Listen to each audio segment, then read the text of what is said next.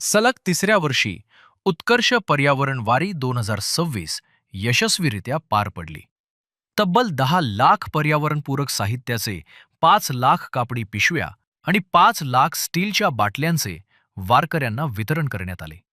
विशेष म्हणजे या कापडी पिशव्या 1000हून अधिक महिलांनी तयार करून महिला सक्षमीकरणाला नवी दिशा दिली.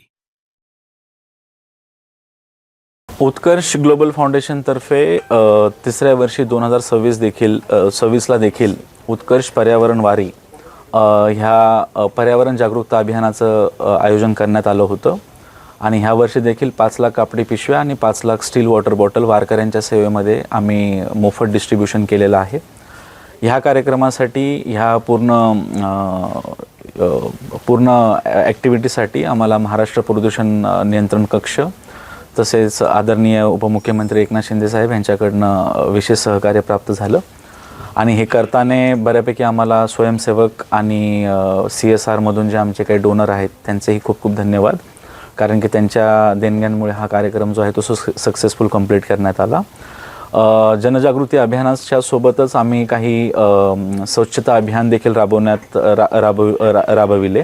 आणि त्या स्वच्छता अभियान करता आम्ही अराउंड 2500 मेट्रिक टनचा कचरा जो आहे तो गोळा करून त्या नगर